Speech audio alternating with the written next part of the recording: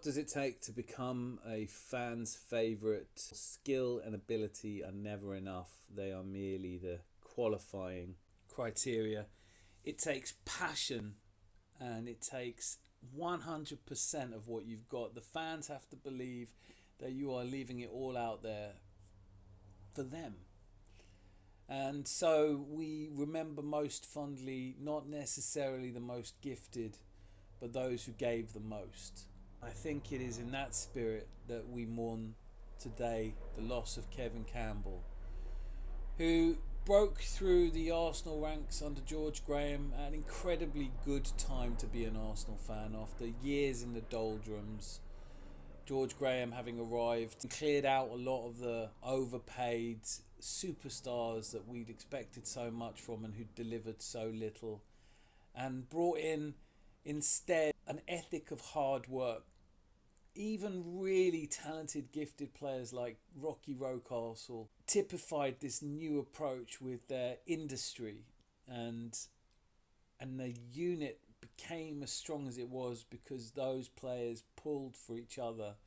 And they went on to achieve great things, not just in '89, where we travelled to Anfield famously needing a 2-0 victory and achieved it, but in '91, something that doesn't get talked about a great deal, just a couple of years after Kevin Campbell had broken into the team. It was his flurry of goals towards the end of that season ultimately led to us lifting the First Division. A season in which we lost only one game away to Chelsea. We conceded only 18 goals throughout an entire season, which is a remarkable feat. The famous 1-0 to the Arsenal became a song you would hear everywhere, not to mention boring Arsenal, because no one's claiming that that was a golden era in terms of flair. But for the moments of excitement and passion in that period under George Graham, Kevin Campbell played a huge part of that all the way up till '95 when he left to go to Nottingham Forest. He was successful there, but ultimately they were relegated. He then went to Trabzonspor and had to deal with racism, something that a player of his generation would know an awful lot about. The accepted racism. He became a victim of racism from his own chairman and negotiated a loan to relegation-troubled Everton, who he rescued. 9 goals in 8 games saw Walter Smith's Everton safe a day before, one game before the end of the season, and he then signed permanently for Everton, became a fan's favourite. Never the most prolific goal scorer. He was a strong, powerful finisher with pace and muscular, but he wasn't necessarily the easiest on the eye. But the reason that we mourn him as we do with such sadness, and the reason that we loved him so much, was because when he left the pitch, he applied the same joyful, hard work and good humour to his commentary on Arsenal matches, his advocacy of us as a team. He was an advocate for all the clubs he played for, but mostly for Everton and Arsenal.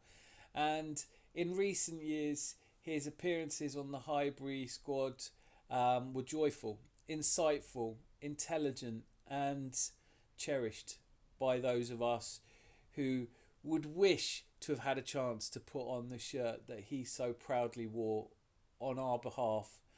And as much as we all love football and the Euros have started, it's a time where we can celebrate football.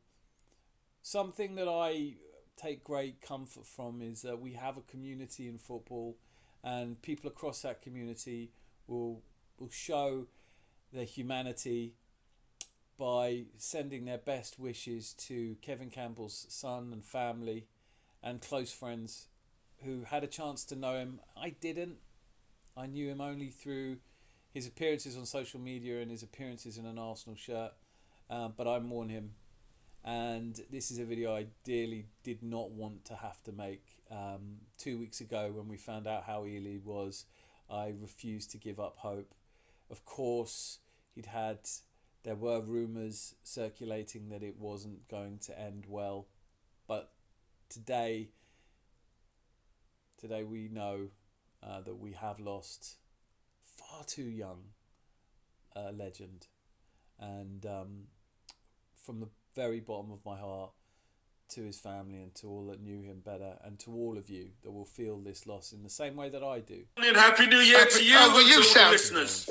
You sound very bright and bushy-tailed. Clearly, you stayed in last night, Kev. Rest in peace. Yeah, listen. I don't do all that madness much anymore. Now, it becomes more of a daytime. Yeah, but no, actually, Ray, we didn't, because we were too busy playing, weren't we? Well, that's not what he's telling me, Kev. Honestly, he was slaughtering you in the last break. Christmas parties Kev used to organise, and they're superb, they were. Christmas, the Christmas do's, yeah, I still organise them. Yeah, I must admit that one. But the New Year's was never a good time for fast ballers, was it? So. No.